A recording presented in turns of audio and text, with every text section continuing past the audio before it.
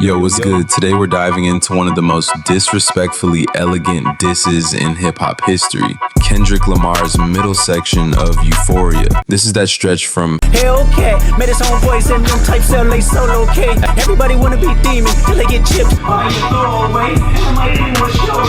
Everybody wanna be a demon till they get chipped by the throwaways. all the way to Somebody had told me that you got a ring. Oh God, I'm ready to double the wage. I'm better than that than let a Canadian nigga make Pac turn in his grave. That's the rebuttal I was waiting for. The Pac thing, stop playing with Pac. Now this part right here is not just a diss, it's Kendrick taking Drake's whole lifestyle, wrapping it up like leftovers and putting it back in his fridge.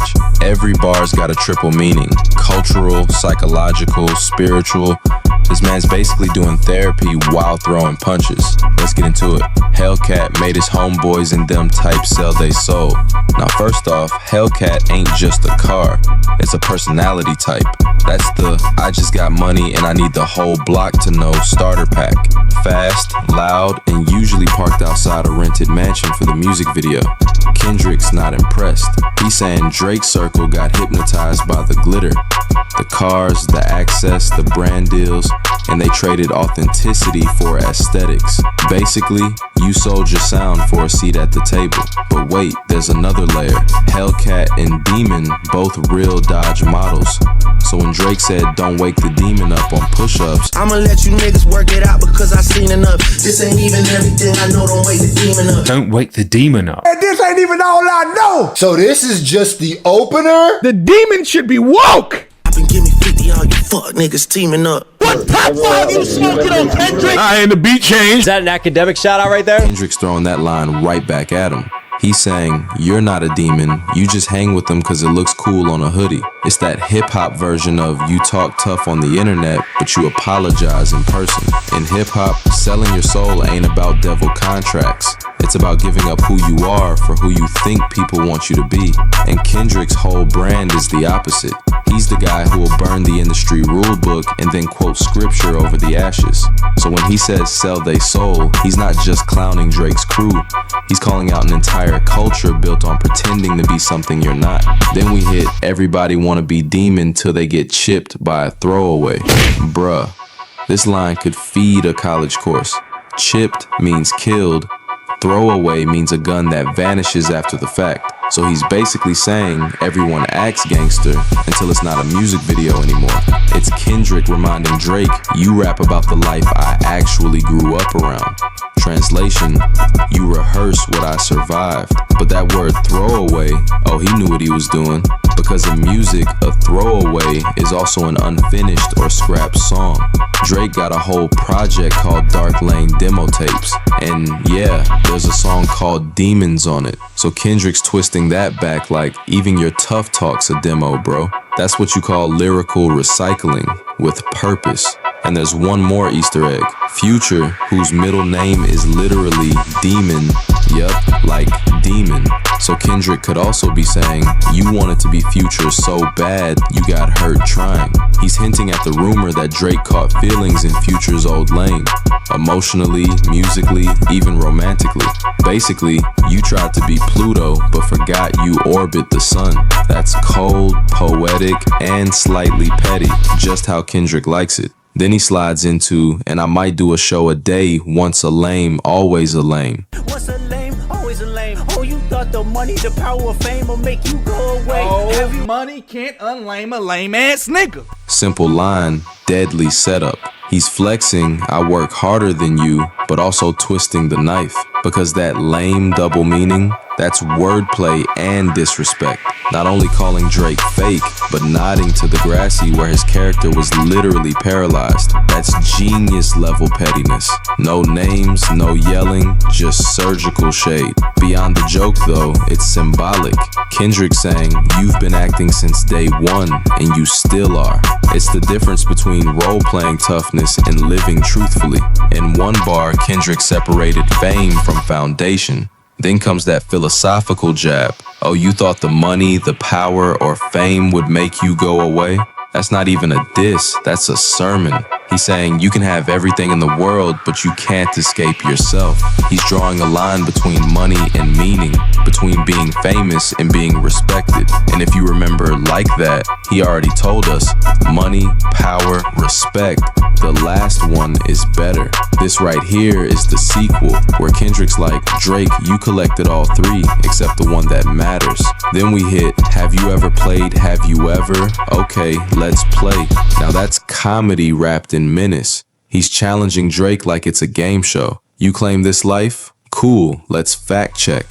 And the wild part, Drake literally played Never Have I Ever on Ellen. So Kendrick turned daytime TV into a diss weapon. That's elite cultural judo. He's using Drake's own personality, charm, interviews, fan friendliness as ammo. Then the killer, have you ever walked your enemy down like with a poker face? That line shook people because it flips Drake's AI freestyle right back at him. Drake mocked Kendrick for not being street. Kendrick calmly goes, I don't brag about it. I was about it, walked your enemy down. That's facing danger head on, no flinch. Poker face, calm under fire. That's not performance, that's memory. He's saying, you made a meme out of my silence. I made peace out of my scars. Then comes, have you ever paid 500,000 like to an open case? You ever paid 500,000 like to an open case? No. Kendrick's got open cases, but I know Drake's got some closed cases, 500,000. He paid off some people with some sexual allegations, so, Surface level, flex. Underneath, smoke. People think he's hinting at a real settlement, possibly that old loyalty case that got dropped out of nowhere. He's like, yeah, I handled business like a man. But maybe, just maybe, he's pointing at Drake too, who had to quietly pay out in a different kind of open case. It's that slick contrast again. Same money, different morals. Then Kendrick lands it. Well, I have, and I failed at both, but I came out straight. And that's where the tone flips. He admits the L's, the flaws, the lessons. Because real confidence doesn't hide the cracks, it polishes them. He's saying, I've been through it, I learned, and I'm still here. Drake performs perfection. Kendrick grew through imperfection. That's the real difference between an artist and an algorithm. So when you step back and connect it all, from Hellcat to Open Case, it's not just a diss. It's a philosophy lecture with an 808. Kendrick's talking integrity, ego, psychology, even spiritual alignment. He's dissecting what happens when fame eats authenticity, and he's doing it bar by bar. This isn't just Euphoria, it's exposure. And that's why Kendrick Lamar will always rap like he's got nothing left to prove and everything left to protect. Okay, first I want you to put everything they say about me is true in reverse. And then I want you to play a slow jam so I can make Drake think he's about to be serenaded by another man. Psychologically, this is the turning point, where the diss stops being a roast and becomes a reflection. He's saying, I've done wrong, I've learned, and that's why I'm grounded. It's confession as confidence. So when you put it all together, from Hellcat to Open Case, this isn't just a string of clever bars. It's a full cultural essay disguised as a diss. Kendrick's talking about authenticity, about what happens when fame replaces foundation, and about how truth always wins long term. He's comparing spiritual balance with performative dominance. He's contrasting discipline with decoration. And he's doing it with bars so layered that every listen feels like decoding a new chapter. That's why this section hits harder than the rest. It's not the loudest part of the song, it's the realest. And that's what makes Kendrick Lamar, Kendrick Lamar. I hate when I rap or talk about guns and somebody died, they turn to nuns and hop online like pray for my city, he faking for likes and digital hugs. He's faking for likes and digital hugs. Yo, that's one of them lines that sound like your uncle preaching at the barbecue. You just know it came from a place of pain and petty. Kendrick basically saying, y'all the first ones to drop gun bars, but the moment things get real, suddenly you Sister Mary with the rosary. Like, bro, you can't shoot in verse 1 and pray in verse 2. Pick a lane. That's like cooking ribs on the grill, then turning vegan halfway through dinner. You can't flip like that. Then hop online like pray for my city. He faking for likes and digital hugs. Digital hugs? Bruh, that might be the softest diss I ever heard. And that's why it hurts. That's Kendrick clowning all the rappers, you know the type, posting collaborative under every tragedy like they community leaders. He's saying, y'all don't want peace, y'all want engagement. They not healing the city, they healing the algorithm. And the crazy part, he might be talking straight to Drake here. Remember back in 2019, Drake did that Remember Me Toronto gun violence PSA? All dressed nice, talking about saving lives. Then fast forward a few years, man out here on push-ups talking about you in a scope right now. Like, didn't you just tell the youth to put the guns down? Now you handing out the scopes? Come on, man. That's like the Dre officer who sells candy laced with caffeine after class. And Kendrick done called this behavior out before. On Rich Spirit, he said, I pray to God you actually pray when somebody dies. Same energy. He's been dragging fake virtue for years. This ain't even about one rapper. It's about a whole culture of people who love to post thoughts and prayers, but only when it helps their image. He's saying, y'all care more about being seen as caring than actually caring. It's a spiritual subtweet. Then he slides into a whole different lane. His daddy a killer, he wanna be Junior. They must have forgot the stuff that they done. His daddy a killer, he wanna be Junior. They must have forgot the shit that they done. The ninja must run in his family, but let it get shaky. I park his son. Not his daddy! Oh my God! Let it get shaky. I park his son. He broke the word Parkinson down. Ooh, now we calling out the family tree. This where Kendrick gets surgical. See that daddy line? That's Birdman, Drake's Cash Money boss. And Junior, that's Lil Wayne. Kendrick basically saying, Drake out here trying to inherit gangsta points from his rap fathers. He's like, bro, you not mob, you borrowed mob energy. You ever see a kid wearing his dad's work uniform pretending to be the boss? Yeah, that's the visual. But hold up, there's another layer. That Junior could also be Jay Prince Jr. And when Kendrick say daddy a killer, he talking about that Houston mob ties lineage Drake keeps name dropping. Kendrick like, aight, cool, your OG's got history, but you just got a feature. It's the difference between being from the block and FaceTiming the block. Then Kendrick brings out the medical degree. Dementia must run in his family, but let it get shaky, I'll park his son. Bro, this line got layers of science and smoke. Dementia, forgetting things. Park his son, wordplay on Parkinson's. Kendrick really said, let's make neurology violent. But for real, he's saying Drake's crew forgets their own dirt. Like they got selective amnesia when it comes to accountability. Forget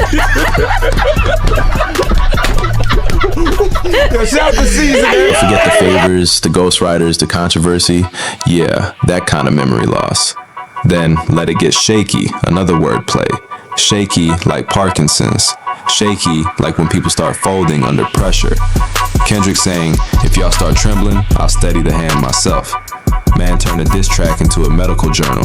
Somebody call WebMD, tell him to add Euphoria under symptoms of career collapse. But underneath the roast there's something deeper. Every metaphor in this section is about control. The guns, the fake prayers, the fathers, the shaking hands. Kendrick's painting a picture of a rapper, Drake, who's lost grip on what's real. Like he's moving off impulse, off optics, off insecurity. So when Kendrick says dementia must run in his family, he's not just roasting, he's diagnosing. He's saying, you forgot who you were trying to be, and now your whole team's shaking because of it. That's the psychology of this section. It's about memory, identity, and fakeness. He's not just clowning them, he's evaluating them. So yeah, this stretch of bars, it's hilarious, petty, and poetic all at once. Kendrick didn't just diss Drake, he took him to therapy, with a rap beat, and somehow made brain diseases sound gangsta. That's elite penmanship. This nigga Kendrick is different. The very first time I shot me a Drake, the homie had told me to aim it this way. Talking about the Draco. Play on words. Okay, so now we finally get some name dropping. This is hip hop, nigga. I didn't point down enough. Today I show you I learned from those mistakes. Today I show you I learned from those mistakes. So remember all that stuff on push-ups and the tailor-made freestyle where Drake was talking about being on top of the mountain looking down at Kendrick. Man, Kendrick's saying, I didn't look down enough. It's not just street slang for a Draco pistol. It's also Kendrick's wordplay on Drake himself. Man's firing shots both literally and lyrically. And he says, I didn't point down enough. Today, I'll show you I learned from those mistakes. That's just poetic pettiness. He's saying, last time I aimed too high. Now I'm aiming lower, where Drake actually is. It's violent wordplay dressed in poetic rhythm. It's clever, layered, and has that old school, I meant that energy. And it's not just about beef, it's about elevation. He's painting Drake as the guy below him. Not a peer, not a rival, just a target that got misplaced last time. In short, Kendrick saying, I've adjusted my aim and I don't miss twice.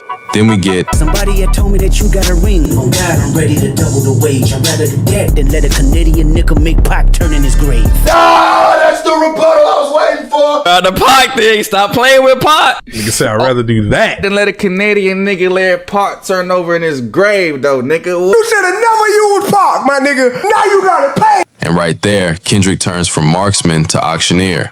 He's talking about Drake buying Tupac's custom diamond ring for over $1 million back in 2023.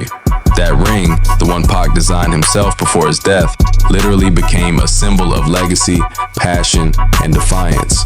Kendrick saying, I'll pay double just to keep you from touching Pac's name. That's not just a flex, that's spiritual gatekeeping. Because for Kendrick, Pac isn't merchandise. He's a mentor, a moral compass. So when Drake used Pac's voice through AI on his tailor-made freestyle, that crossed the sacred line. Drake's producers literally cloned Tupac's and Snoop Dogg's voices using AI to mock Kendrick. Imagine someone using your hero's voice to taunt you. Kendrick didn't need to tweet about it, he put it in the music. And the irony? Pac's estate immediately threatened legal action. They said the record wasn't just illegal, it was disrespectful. They called it a blatant abuse of Tupac's legacy. That's when Drake quietly deleted the song. So when Kendrick says, I'd rather double the wage than let a Canadian make Pac turn in his grave, he's defending more than pride. He's defending history. It's like watching a museum curator check a rapper for bad behavior. And that word Canadian, listen close. Kendrick says it almost like comedian. That's intentional. He's clowning Drake, saying the dude's so unserious about hip-hop tradition that he might as well be a stand-up act. Because to Kendrick, legacy isn't a costume you wear for a verse, it's a responsibility you carry. Then Kendrick hits cutthroat business, you got it twisted. What is it, the braids? Cutthroat business, you got shit twisted. What is it, the braids? What is it, the braids? He said you got shit twisted. Is it the braids? I like that he ain't taking this shit too serious neither. This part's hilarious and surgical at the same time. He's quoting Drake's own Instagram caption from February 2024, where he said, cutthroat business. Drake was bragging about surviving the industry. Kendrick flips it like, you sure it's the business that's ruthless? Or maybe your hairstyle's cutting off circulation. That twisted word's doing double duty. It's about mental confusion and Drake's twisted braids. The man turned a hairstyle into a diagnosis. It's a perfect setup for what's next, because those braids, they've become a whole meme on TikTok. People joking that if your twists are too tight, you start acting different. Kendrick's basically saying, you've been in this game so long, your image is choking your clarity. It's funny, but also philosophical. And that cutthroat business line might also be a nod to Kodak Black's cutthroat business brand, which makes sense, because Kodak was featured all over Kendrick's Mr. Morale and the Big Steppers. Here's where it gets interesting. Kodak once said he and Drake were planning a project together. Then Drake dropped Her Loss with 21 Savage instead.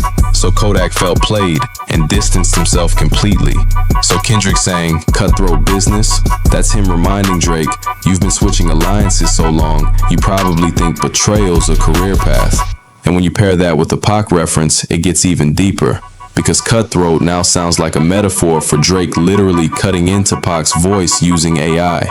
It's a shot at how far the industry will go for clout, even digging up legends for promo. So yeah, cutthroat business, more like cultural malpractice. This whole section, from the Drake to the ring to the cutthroat, is Kendrick at his sharpest. It's equal parts comedy, cultural commentary, and cold-blooded writing. He's exposing Drake's choices not just as weak, but weird. He's painting Drake like the guy who studies the game, but never understands it. And Kendrick, he's standing on integrity and clowning anyone who confuses imitation for inspiration. That's not just battle rap, that's art with aim. And that right there, fam, is why this middle section of Euphoria is pure genius. Kendrick wasn't just throwing bars, he was throwing history lessons, cultural punches, and a little bit of comedy just to remind folks who's really built for this. Every line had a target, every metaphor had a message. And when you peel it back, it's not just about Drake, it's about the difference between image and integrity. If you made it this far, you a real one. So go ahead, hit that like button if you caught something new today. And if you're still watching but ain't subscribed yet, come on now, don't be that person lurking in the comments with no badge of honor. Hit subscribe, join the family, and keep your notifications on, because we're breaking down every layer, every bar, every shot fired in this rap chess match. This is your boy, signing off. Stay sharp, stay real, and remember, authenticity always wins. Peace.